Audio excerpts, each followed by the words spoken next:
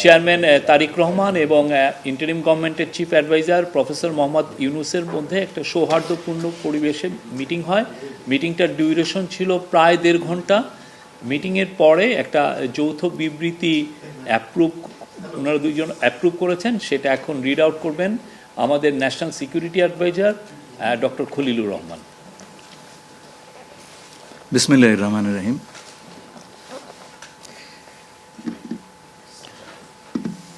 মাননীয় প্রধান উপদেষ্টা এবং বিএনপির ভারপ্রাপ্ত চেয়ারম্যান দুজনের অনুমোদিত যৌথ বিবৃতিটি আমি পাঠ করে শোনাচ্ছি। আজ বিএনপির ভারপ্রাপ্ত চেয়ারপারসন জনাব তারেক রহমান লন্ডনে সফররত প্রধান উপদেষ্টা প্রফেসর ডক্টর মোহাম্মদ ইউনুসের সাথে সাক্ষাৎ করেন। অত্যন্ত সৌহার্দ্যমূলক পরিবেশে তাদের বৈঠক অনুষ্ঠিত হয়। জনাব তারেক রহমান প্রধান উপদেষ্টার কাছে আগামী বছরের রমজানের আগে নির্বাচন আয়োজনের প্রস্তাব করেন। দলের চেয়ারপারসন বেগম খালেদা জিয়াও মনে করেন ওই সময় নির্বাচন অনুষ্ঠিত হলে ভালো হয়। প্রধান উপদেষ্টা বলেন যে তিনি আগামী বছর এপ্রিলের প্রথমার্ধের মধ্যে নির্বাচন অনুষ্ঠানের ঘোষণা দিয়েছেন। সকল প্রস্তুতি সম্পন্ন করা গেলে 2026 সালের রমজান শুরু হওয়ার আগের সপ্তাহেও নির্বাচন আয়োজন করা যেতে পারে। সেক্ষেত্রে সেই সময়ের মধ্যে সংস্কার ও বিচারের বিষয়ে পর্যাপ্ত অগ্রগতি অর্জন করা প্রয়োজন হবে।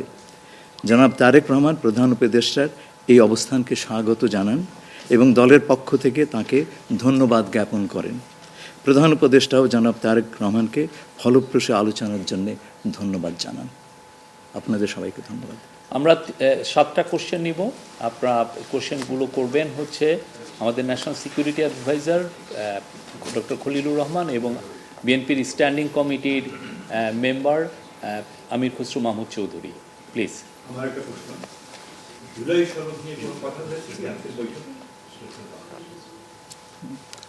না, জুলাই সনদ নিয়ে তো অলরেডি আলোচনা চলছে দেশে, এবং এই ব্যাপারে আমাদের মধ্যে অলরেডি সিদ্ধান্ত আছে যে ঐক্যমতের ভিত্তিতে জুলাই সনদ হবে, এবং সংস্কারের ব্যাপারেও একই উত্তর আমাকে দিতে হয় যে ঐক্যমতের পরিপ্রেক্ষিতে আমরা সংস্কার এবং জুলাই সনদ দুটাই করব। সকলের ঐক্যমতের পরিপ্রেক্ষিতে সেটা সিদ্ধান্ত নেওয়া হবে, এবং এটা আমি নিশ্চিত এটা খুব কম সময়ের মধ্যে আমরা সেই সিদ্ধান্ত নিতে পারব।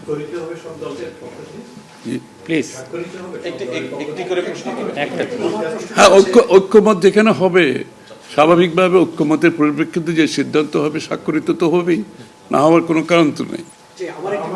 Please please please please please. উনি প্রশ্নটি হচ্ছে যে যেটি বারবার যে কথাটি বলা হচ্ছে যে রুটম্যাপ নির্বাচনের একটি সঠিক তারিখ নির্ধারণে আসলে সমস্যাটা কোথায়? একটি সঠিক তারিখ সুনির্দিষ্ট তারিখ এর কোনো সমস্যাই নাই। আমরা কোনো সমস্যা দেখছি না। কেউ দেখলে পারে এটা ভুল দেখছেন। নির্বাচনের সম্পর্কে আজকে যৌথ বিবৃতিতে আমরা বলে দিয়েছি দুপক্ষই, এবং নির্বাচন কমিশন আমরা আশা করব শীঘ্রই একটা তারিখ ঘোষণা করবে।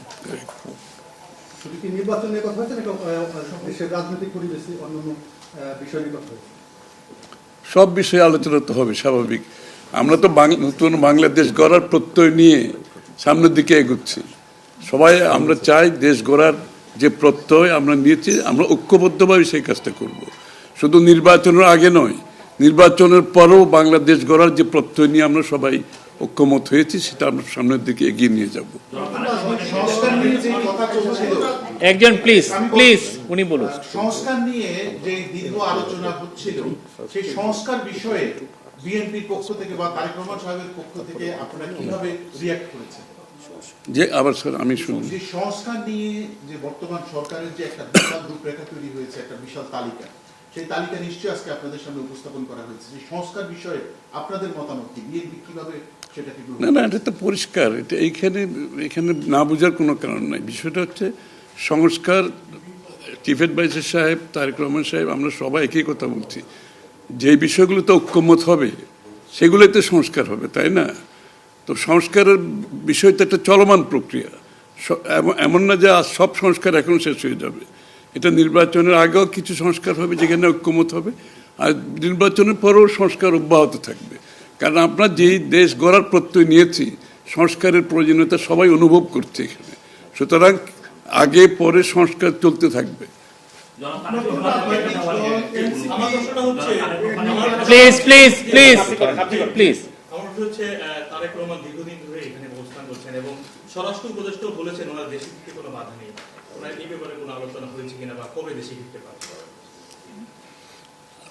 এই ব্যাপারে আলোচনার কোনো প্রয়োজনীয়তা আছে বলে আমরা মনে করি না। তারেক রহমান সাহেব যখনই ইচ্ছা উনি দেশে ফিরে যেতে পারবেন, সুতরাং এটা সিদ্ধান্ত উনি নেবেন সময় মতো। আমি একটা প্রশ্ন করতে চাই। আমার প্রশ্ন আছে যে শেখ হাসিনার যে এই যে হত্যাযজ্ঞ, সেই হত্যাযজ্ঞের যে বিচার প্রক্রিয়া, সেই বিচার প্রক্রিয়ার সাথেও কিন্তু একটা বিষয় জড়িত। তিনি বলেছেন যে তার সময় অর্থাৎ নির্বাচনের আগেই শেখ হাসিনার যে বিচার প্রক্রিয়া তিনি শেষ করতে চান এবং পরবর্তীতে তাকে ফিরিয়ে আনার ব্যাপারে তিনি সিদ্ধান্ত নেবেন। এই ব্যাপারে আলোচনা হয়েছে কিনা, এবং যদি সেটা হয়ে থাকে তাহলে সেটাও এই নির্বাচনের রূপরেখার সাথে এটা কোনো প্রভাব ফেলবে কিনা? যৌথ বিবৃতিতে এর উত্তর দেওয়া আছে। সংস্কার এবং বিচার দুই বিষয়ে পর্যাপ্ত অগ্রগতি কথা বলা হয়েছে এবং আমরা মোটামুটি কনফিডেন্ট যে এই অগ্রগতি আমরা নির্বাচন আগেই দেখতে পাবো। সম্পন্ন করা যাবে। রাজনৈতিক দল এনসিপি নির্বাচন কমিশন সংস্কার ছাড়া নির্বাচনে যাবে না বলে ঘোষণা করেছে। এই বিষয়ে কোনো এই ব্যাপারে এখানে আলোচনার কোনো সুযোগ আছে বলে আমি মনে করি না। এটা স্যার বলেন কি হয়েছে? সকল দলের সম্মতিতে আমরা নির্বাচনটা অনুষ্ঠিত হবে। আমরা সেরকমই চাচ্ছি। নির্বাচন কমিশন এই নির্বাচন কমিশনের অধীনে নতুন রাজনৈতিক দল নির্বাচনে যাবে না বলছে, এটা নিয়ে কোনো আলোচনা হচ্ছে? এটা ওনাদেরকে জিজ্ঞেস করেন। এটা যার প্রত্যেকটি দলের নিজস্ব মতামত আছে, তবে আমরা সকলকে নিয়ে নির্বাচনটা করতে চাচ্ছি। আচ্ছা, তাহলে কি আমরা বলতে পারি যে এপ্রিলে যে ঘোষিত যে নির্বাচনের রূপরেখা, তাহলে সেখান থেকে সরকার কিছুটা সরে আসতে চাচ্ছে বা আসবে? যৌথ ঘোষণায় এই বিষয়টি সুস্পষ্টই বলা আছে। আপনারা শুনেছেন, যদি সকল কাজ সময় মতো আমরা করতে পারি এবং বিচার ও সংস্কারের ব্যাপারে পর্যাপ্ত অগ্রগতি হয়, তাহলে নিশ্চয়ই সেটা করা যেতে পারে। এখানে আমি একটু অ্যাড করি যে ইয়ের সাথে, যে মিটিংটা প্রথমে আমাদের দুই সাইডের ডেলিগেশনের সাথে হয়েছে এবং পরবর্তীতে 1 to 1 ওনারা দুজনে দীর্ঘ সময় আলোচনা করেছেন। আপনারা কি সন্তুষ্ট কিনা? নিশ্চয়ই সন্তুষ্ট। শুধু আমরা তো বলছি নির্বাচনের আগে নয়, নির্বাচনের পরও দেশ গড়ার ক্ষেত্রে আমরা সবাই একসাথে কাজ করতে হবে, নতুন বাংলাদেশ করতে হবে। আর সন্তুষ্ট না হলে তো যৌথ ঘোষণা আসবার কথা নয়। এখন যে বিচার প্রক্রিয়া চলছে বিগত সরকারের বিভিন্ন, আপনি একবার কোশ্চেন করেছেন প্লিজ। না আরেকটা লাস্ট কোশ্চেন নিব, লাস্ট একটা কোশ্চেন নিব। জি, জাতীয় ঐক্যমত্যের সরকার গঠনের বিষয়ে কোনো আলোচনা হয়েছে কি? না, এটা তো নির্বাচন পরবর্তী সিদ্ধান্ত, যারা নির্বাচিত হবে তাদের সিদ্ধান্ত। সুতরাং এখানে তো আলোচনা হওয়ার কিছু নাই। Thank you.